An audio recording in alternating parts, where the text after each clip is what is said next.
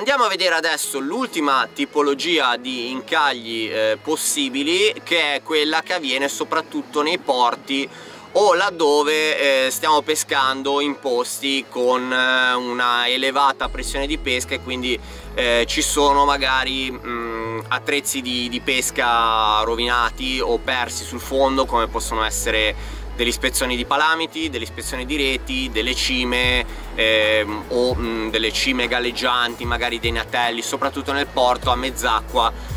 Sono molto frequenti queste tipologie di incaglio. Come avvengono? Semplicemente noi andiamo, come sempre, a far scendere il nostro jig, magari a mezz'acqua abbiamo, che ne so, una cima di un galleggiante o una catena o qualsiasi appunto cose buttate, soprattutto in parecchi porti commerciali è pieno di questa tipologia di ostacoli che possiamo trovare.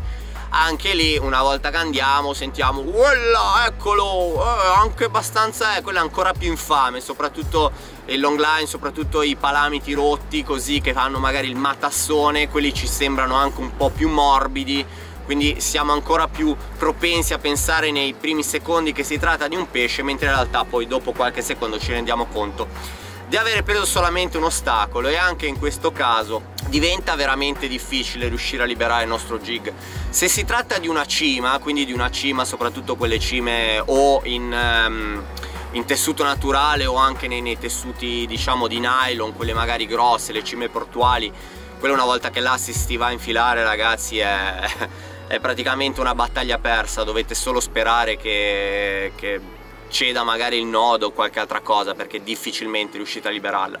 Nel caso di reti o pezzi di palamito dovete sperare magari che l'attrezzo sia già vecchio, sia già da parecchi anni magari sul fondo, quindi indebolito, e tirando, se il trecciato ha una buona tenuta, magari riuscite a rompere, a spezzare il nylon che vi tiene e riuscite magari a salvare il metal. Ma sono sicuramente sempre botte di culo che dovete avere. Io negli anni, soprattutto su attrezzi da pesca come reti e palamiti rotti, devo dire che ho perso parecchi jig. Adesso, per chi magari è agli inizi, cerchiamo di vedere qualche strategia, chiamiamola psicologica. Può sembrare una stronzata, in realtà lo è, però no, vabbè, può sembrare una stronzata, ma in realtà a volte mi sono accorto che sono cose che paradossalmente funzionano. Allora, la prima cosa è cercare di tenere a bada l'adrenalina. Cosa succede? Quando andiamo in scogliera tante volte vediamo il posto nuovo, non lo conosciamo, allora vai, non vedo l'ora di lanciare, fammi mettere cosa lancio, vai, cominciamo, spariamo, jig che partono, petardi, fischioni. No, calma, calma ragazzi, siamo in uno spot, non lo conosciamo, non conoscete quello che avete davanti, prendetevi un paio di minuti per studiare la situazione, guardate se ci sono delle ombre in acqua, delle risalite, delle robe, magari fate anche un po' un discorso di guardare quello che è la linea di costa, se ci sono delle punte che entrano in acqua, vedete la roccia che magari entra in acqua, fa tipo una sorta di cuneo, una sorta di riff, probabilmente continuerà anche sott'acqua, quindi regolatevi, evitate magari di fare lancio perpendicolare, perché con buone probabilità durante il recupero ve la prendete nello stoppino. Mamma mia, che dolore! Oddio, mamma mia! Dopodiché un altro fattore è sicuramente quello di ponderare bene la scelta dell'artificiale, no? Quindi adesso vi faccio il classico esempio, no? Che ne so, siamo in un posto che non conosciamo, non sappiamo il fattore di rischio incaglio, abbiamo la nostra jig bag con 3 o 4 jig tutti smarronati, senza vernice, mezzi distrutti. Ecco, forse è il caso di usare quelli. Lo so che magari quello bello, nuovo, appena comprato, luccicante, vi offre un po' più di fiducia a livello psicologico. Sì, dopo tutto perché no? Però vi dico una cosa, vi dico un segreto.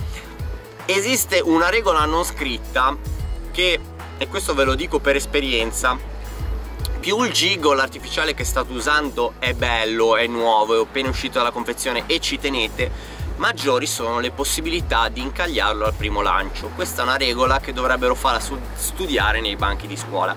Se invece utilizzate una roba, una ciofecona vecchia, tutta sbrindellata, anche un artificiale che veramente non ci date 2 lire, È vero, magari a livello psicologico avrete un po' meno motivazione, però con buone probabilità non lo incaglierete, perché un jig o un artificiale meno ci tenete, più dite mica ma fa schifo, non ha colore, cioè, e meno si incaglia. Più una cosa è bella, nuova, costosa, e più si incaglia. Quindi questa cosa qua tenetela a mente, perché negli anni ho visto che è una regola veramente fissa, che tanti non dicono ma ve la dico io. Parliamo adesso dei sinking stick bait, eccoli qua, detti anche jig minnow o sinking pencil, ognuno li chiama un po' come vuole. In sostanza si tratta semplicemente di pesciolini affondanti, solitamente armati con 2 o più ancorette o 2 o più ami singoli, a seconda di come uno preferisce montarli.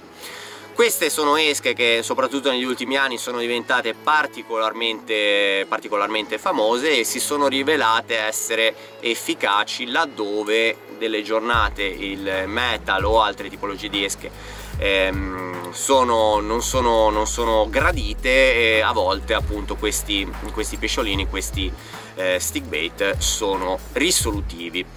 Qual è il problema? Che come i già citati metal jig sono a rischio incaglio, perché 2 o 3 ancoretti in un fondale roccioso, capite bene che se li facciamo appoggiare è sempre un po' una roulette russa, se il fondale, come ho detto prima, è particolarmente roccioso e ricco di anfratti.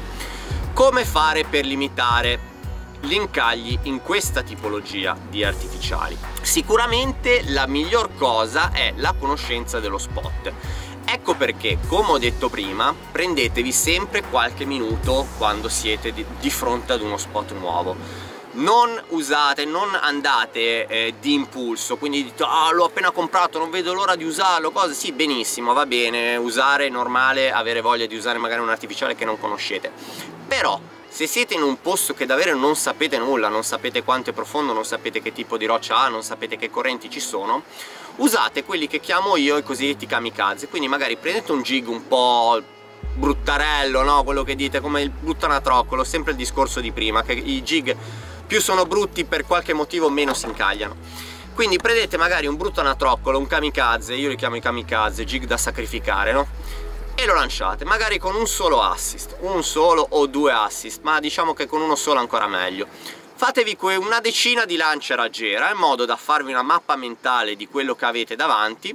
Dopodiché, se vedete che non ci sono risalite, se vedete che non avete incagliato neanche una volta, che il fondale vi sembra tutto sommato roccioso ma abbastanza piatto e non particolarmente ricco di anfratti, potete piano piano magari approcciarvi anche a degli stick bait sinking, quindi utilizzare uno stick sinking, farlo lavorare magari o molto vicino al fondale, stoppando leggermente prima, una volta che sarete più o meno a conoscenza della profondità, quindi vi regolerete anche durante la discesa, oppure addirittura farlo toccare se appunto vedete che, come ho detto prima, un fondale magari abbastanza piatto, composto solo di quell'alghetta, sapete, marroncina, che quella lì una volta che date uno strattone liberate anche senza troppi problemi, o magari, che ne so, è fango o posidonia, in quel caso lì potete utilizzare tranquillamente tutte le tipologie di esche che volete. Questi quindi sono i consigli che mi sentivo di dirvi.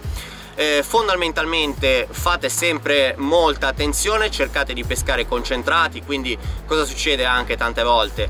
Abbiamo il nostro jig che scende, abbiamo il nostro artificiale che scende, ah, mi è arrivato un messaggio, dove finiremo? Ma lo sai che la tua voce già mi turba. A Buzzicona! A Frocione! Lo sai che già ti amo. il jig intanto scende, se ne sta sul fondo, la corrente lo porta, noi sì, no, sì, pesca. No, prendo niente oggi, il jig intanto c'è già lì dentro la tana. Quando scende il jig, sempre sull'attenti, vuol dire che una volta che sentite la lenza che smette di fuoriuscire, quindi vuol dire che il nostro jig ha toccato fondale, richiamate subito. Direi che questo video può finire qui, io me ne vado. È stato bello finché è durato, ragazzi. Vi rinnovo l'invito ad iscrivervi al canale, perché se no non va bene. E quindi ragazzi, vi saluto, vi ringrazio, statemi bene, mi raccomando, fate sempre attenzione quando siete in scogliera, sia a non incagliare sia a non farvi male. Se poi arriva il pesce meglio ancora, se non arriva pazienza, è un mondo difficile. E ragazzi, io vi saluto, al prossimo video, ciao e statemi bene.